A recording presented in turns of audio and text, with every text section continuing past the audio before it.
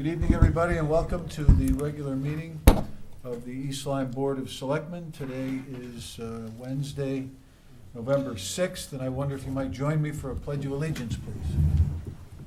I pledge allegiance To the flag of the United States of America and to the republic for which it stands, one nation, under God, indivisible, with liberty and justice for all.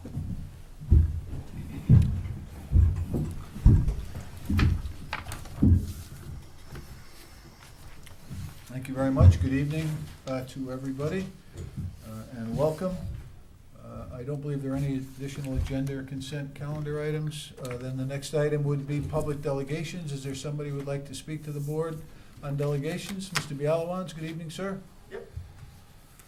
Bear with me as my technical assistant is at the dry run for the senior high school, or the East Lyme High School play, not the seniors, everybody can be Play, involved. right. It's East Lyme High School play, and he's running the dress rehearsal for sound. So he's trusting me for this work today.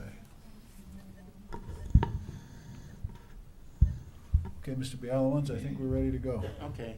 Good evening, Mr. Famika and other board members. My name is Good John evening. Bialawans Jr. of 61 Walnut Hill Road. I have a few items for your attention to be looked at, answered, and resolved. I handed you a petition from the residents of Walnut Hill Road, Cranberry Road,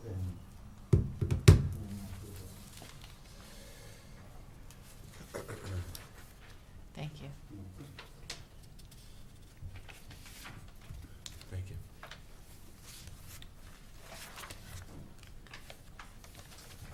Thank you, John.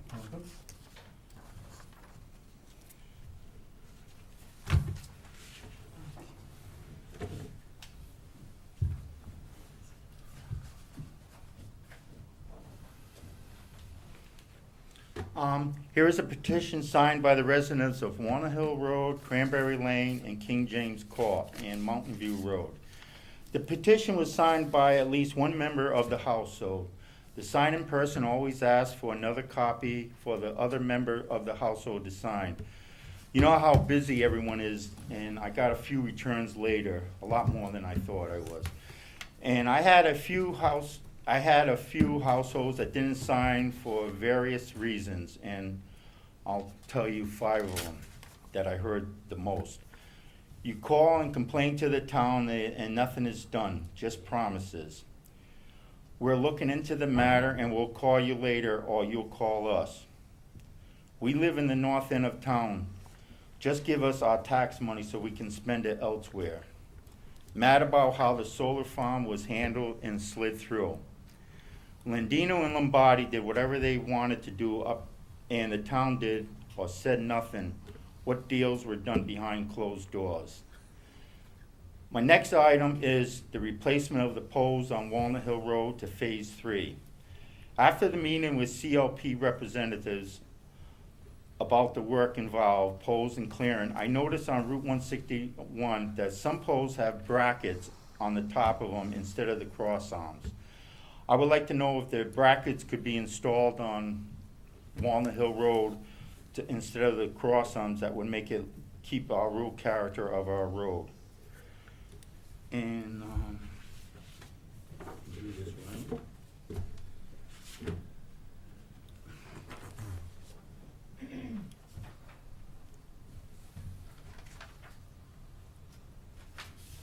Thank you.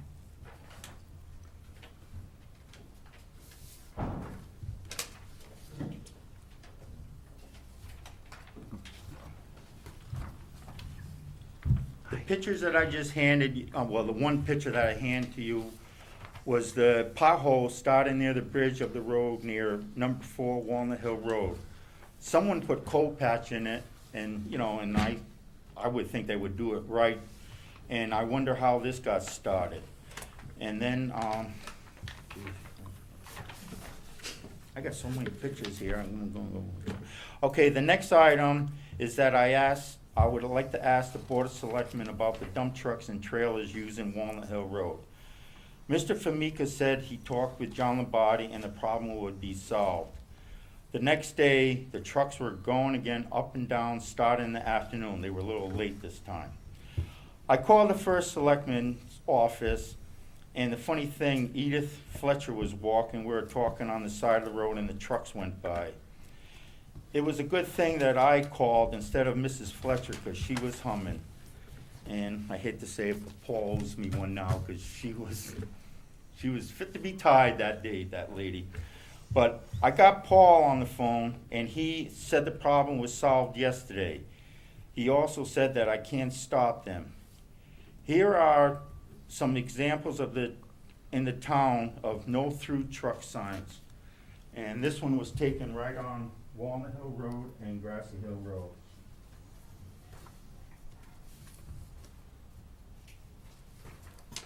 Okay. I'm sorry I couldn't. Oh, that's fine, thank you.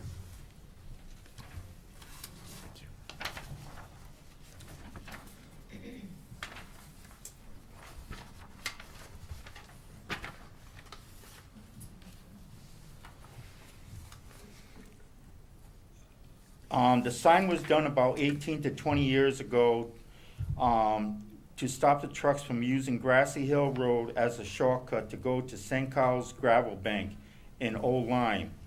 It worked then, why not now?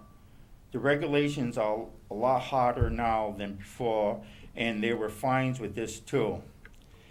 I would like to know if this could be addressed as soon as possible, like tonight. We have the police chief here and Officer Sari of the state police here, so some action might get done tonight, because the dump trucks are still traveling up and down the road, empty and loaded, and they're continuously doing this day after day. It's just nonstop. And I was told by many people that all the stuff that was supposed to be on that solar field farm was supposed to stay there. And I have never saw so many trucks in my life. And Mrs. Weingard that lives right there, she sees everything. She says she thought every dump truck in Connecticut was there Friday and Saturday. Okay.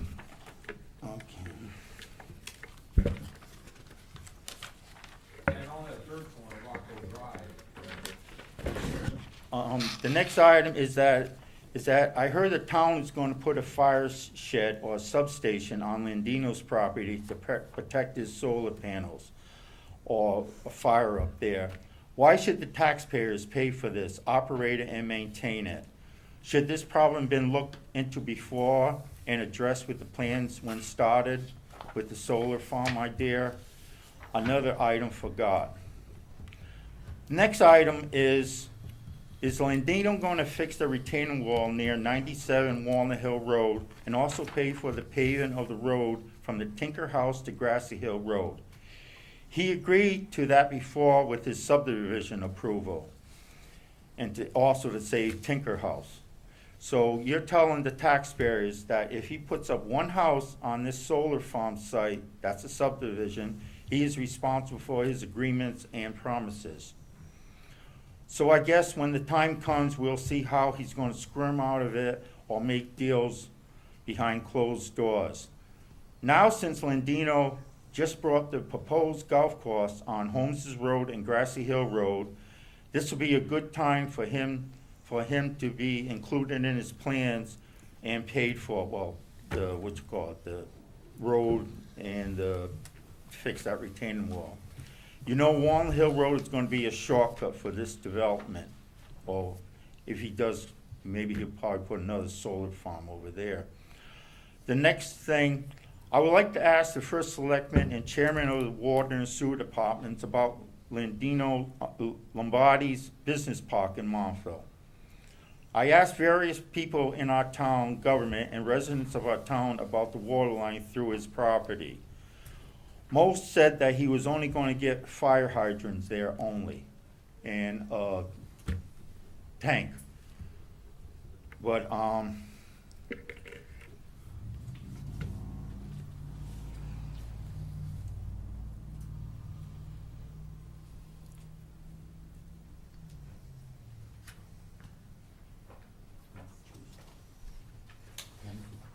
no, that's one picture somewhere.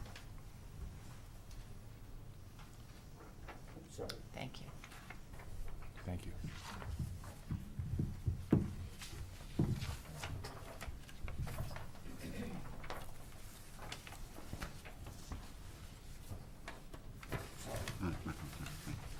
The pictures I just handed you, well, I'll go back, excuse me. The water tank being built there looks big enough to protect his property, or is it there just for the business park water pressure? I was really surprised when I drove through there, when I saw these water line tie-ins to his business lots. How did that happen? Who paid for these tie-ins? How is Lombardi going to be billed, by what town, or is it free water there? Are we going to pave Lombardi's road for him? The next issue is the proposal before the town to buy Darrell's Ridge and Gurley Road from John Ellis. It makes no sense to buy it. If we waited another 2 years to purchase Darrell's Pond Ridge, we could have saved probably half the price we paid for it then. Nobody was really interested in it, and that's where there should have been a water tank and new wells drilled. I thought that's why we needed this valuable property, for the good of the town. The next issue is how this solar farm was forced down the throats of residents of Walnut Hill Road. I have other issues to bring up and would like to get addressed and answered. Another meeting, another time. Thank you for your time and attention to these matters, and I hope you can keep our real character of a road, save our road, and get paid for our water usage and installation. Thank you very much. Thank you, Mr. Bialawant.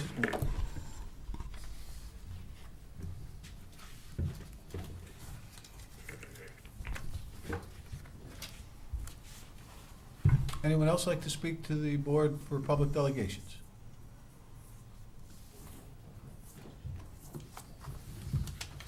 Hearing none, then the next item would be the approval of minutes of the special meeting of October 16th, 2013. So moved. Motion is made. Is there a Second. second? Second, Mr. Siri.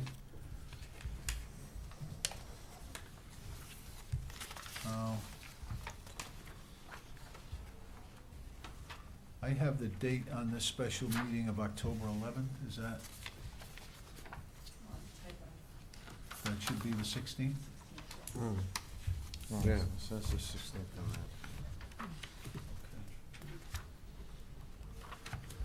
Amend my motion. So a motion has been made and seconded. Is there discussion? Hearing none, all those in favor indicate by saying aye. Aye. Anyone opposed or abstain? Next item would be approval of minutes of October 16. Must be the regular Regular meeting. meeting of October 16, 2013. So moved. Motion is made and seconded. Is there discussion on these minutes? Hearing none, all those in favor indicate by saying aye. Aye. Aye. Those opposed or abstained? Motion carries. Next item would be the consent calendar. Move to approve the consent calendar for the meeting of November 6, 2013, in the amount of $5,481.40. Second. Motion is made and seconded. Is there discussion on this item? Hearing none, all those in favor indicate by saying aye. Aye. Any opposed or abstained? Motion carries. The next item on the agenda this evening is the special appropriation of $8,400 for the Niantic Fire Department for fire hose. There is a background in your packet, and the chief and assistant chief are here this evening to clarify any details that may need to be, but this was in the proposed budget and moved out of it due to fiscal restraints. And the chief has indicated the need for this due to the fact that the hose is in definite need of replacement and is beyond its life. The description of the hose is here. The money would come from the contingency account where we have that money available, and we would be able to replace 20 lengths of 1.5-inch hose with color-coded. The color code, I guess, is a new technique, or a technique that's used to, when you're operating in a fire under high-pressure circumstances, you can tell which hose is which simply by looking at the color instead of grabbing the wrong hose, and saves valuable time. So it's important to do that. And this will allow the department to finish converting all the apparatus to color-coded hose and replace the older hose at the same time. And you're looking to purchase 1,600 feet of 1 3/4-inch hose and 600 feet of 3-inch hose. Is that roughly it? Okay. No brainer. Okay. Mark, make the, do it. Okay, I'll move to approve the use of $8,400 from the account 40101-120-200-500 contingency for the Niantic Fire Department to purchase 1,600 feet of 1 3/4-inch and 600 feet of 3-inch hose to meet the National Fire Protection Association standards, being in the best interest of the town of East Lyme, and forward to the Board of Finance for their approval. Second. Motion is made and seconded. Is there a discussion on this item? Yes. Ms. Hart? Quite frankly, I'm very upset to find this on the budget this evening. This was a policy decision that was made by this board to include that in the budget. The Board of Finance removed this from the budget, presumably because we couldn't afford it. I think that it's a matter of public safety. Obviously, we're going to have to do this, but the contingency fund is there for emergency purposes. This should never have been removed from the budget, and I find it particularly disturbing. I happened to be there that evening when this was discussed. I find it particularly disturbing that this was actually recommended by a member of the Board of Finance who also is a fireman himself in another community. I think it was highly irresponsible on the part of the Board of Finance. And I'm sorry that we're placed in this position this evening, but it should have remained in the budget. It's a safety item, and at the time, it was known that fire hoses are dated and by national safety standards need to be replaced with a certain amount of time. Obviously, we're going to be approving this evening, and I hope that when this comes before the Board of Finance for approval, that there's not going to be any objection from them this time around. Those are my comments. Thank you, Ms. Hardy. Further discussion on this item? I only want to say that Roseanne is absolutely positively correct, but we don't have a control over what they do when it goes beyond us. And but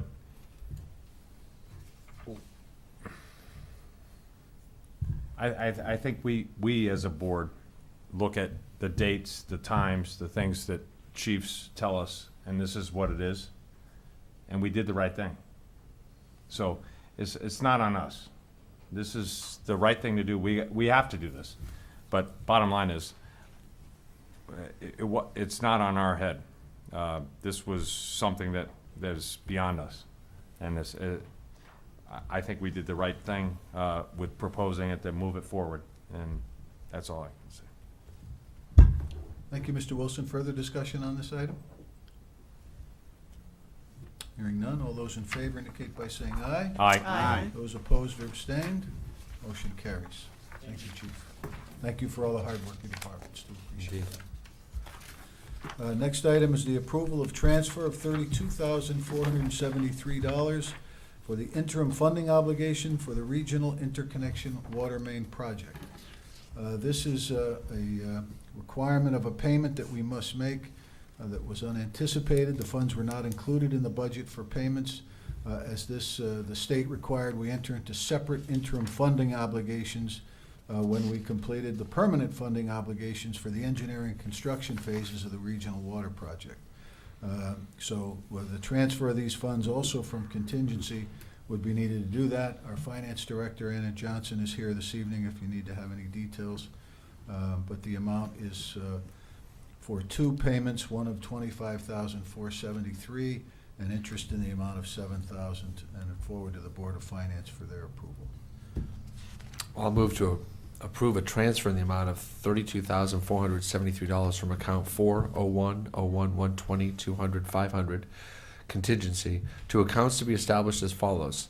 the DWSRF Principal, 2012-7010, in the amount of $25,473, and DWSRF Interest, 2012-7010, in the amount of $7,000, and forward to the Board of Finance for their approval.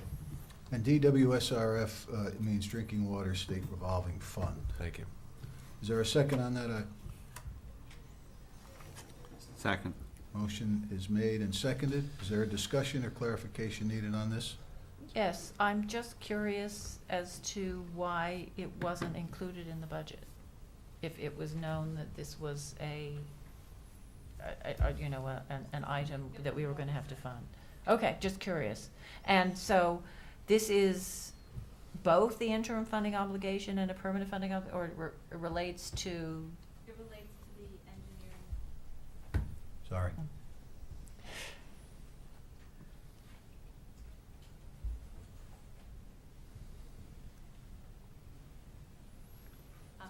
This relates to the engineering portion of the project. We'll enter into a separate agreement for the construction phase of the project. Okay, so this is just for the engineering, the drawing up the plans? That's and- correct, yes. And their interim funding? Explain the difference Okay, between well, the the interim interim- funding and the permanent funding. Interim funding is what you enter into while you're doing the work. And at the end of that period, you enter into the permanent. To pay off the cost over time? Yes, that's Okay. correct. All right. Okay, thank you, Anna. You're welcome.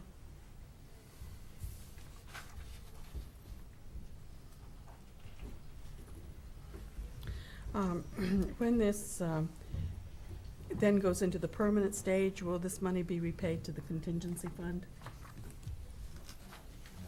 No. No, this is an expense that will be in the project. However, I can tell you that we are saving money in construction throughout the project. We just changed an item from going over, Latimer's Brook, I'm sorry, Latimer's Brook, where we were supposed to go over that with a pipe. The contractor who had the pipe installation came in and suggested a directional drill or underneath that. Last week, I was out there witnessing that directional drill of about 350 feet underneath there. We went and got the permits from Montville. And I'm telling you this story now because the savings to the project was about $143,000 off the contract amount as a result of that. So we are finding savings throughout, which will help in the end of the day. So, but this was just something that needed to be done.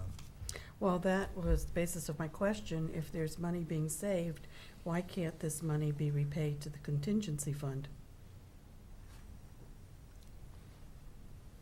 This- You know, I suppose we could probably look at a revenue, but I'm not sure how that's done. No, because Come on, back up.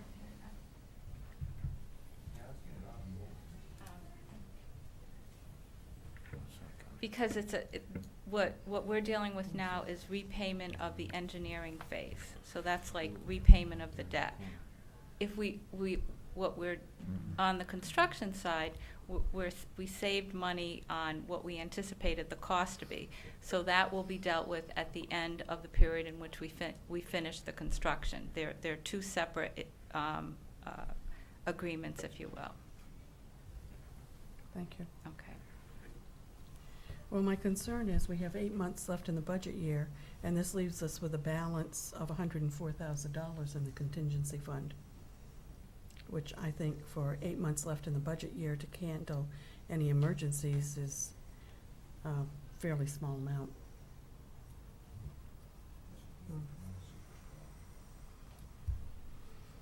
Any other discussion on this item?